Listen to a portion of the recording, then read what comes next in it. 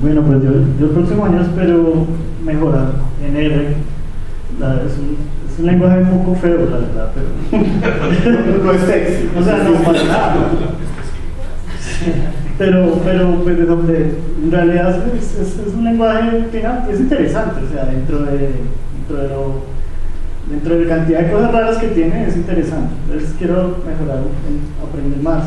Hay mucho que aprender ahí también. Yo no tengo muy claro una cosa, R lleva mucho tiempo en el mercado, pero ¿quién lo lidera hoy en día? ¿Cómo se mueve? Pues no sé exactamente, la verdad. Sé que hay así pues como muchos lenguajes tienen ¿cómo se llama? Una asociación detrás de open source. Sé que hay actores muy grandes que lo están apoyando. Por ejemplo, este año precisamente pasó que Microsoft compró una compañía llamada Revolution Analytics. Y Revolution Analytics es precisamente, pues, es uno de los que ayuda mucho, apoya mucho económicamente también el desarrollo de R. Y ahora está entonces Microsoft también detrás. Y Microsoft ahora lo metió dentro de SQL Server y también lo metió dentro de su Machine Learning de Azure. Y está, o sea, básicamente le están apostando mucho al lenguaje. Y hay mucha gente que lo está aprendiendo. Si uno mira los libros de data science más populares que están vendiendo en Amazon, en muchas partes, casi muchos son de R. Entonces, pues está como bastante en auge. Y eso es un buen signo de un lenguaje, por ejemplo. Sebastián, quería decir algo. Es que R es interpretada, entonces lo que cambia son los intérpretes. Entonces hay varios proveedores de intérpretes. Hay uno que es muy bueno, pero es comercial, es el de Revolution Analytics. Pero hay uno open source. Sí, o sea, el lenguaje es interpretado y el motor que lo interpreta es el que es. Hay distintos proveedores de eso.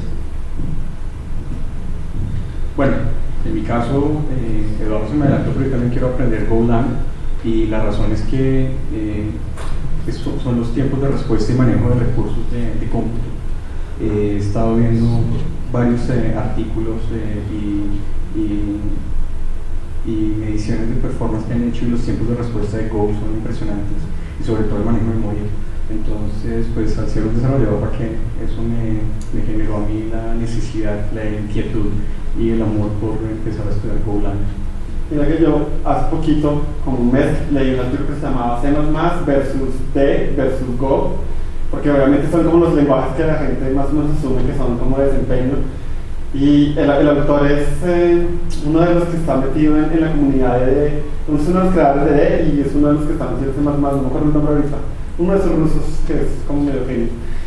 Y siempre me parece chistoso que ese mercado lo tenía ganado C++ como muy fácilmente, y se lo dejó quitar de Go como chistoso, pero de hecho el artículo al final termina concluyendo que C++ sigue siendo la mejor opción, pero sí siento que C++ perdió sex appeal en el mercado, ¿no? La gente lo odia definitivamente, creo que es más fácil como entrar por un lenguaje nuevo que enseñarles a hablar otra vez. Lenguaje que esté encima de C++.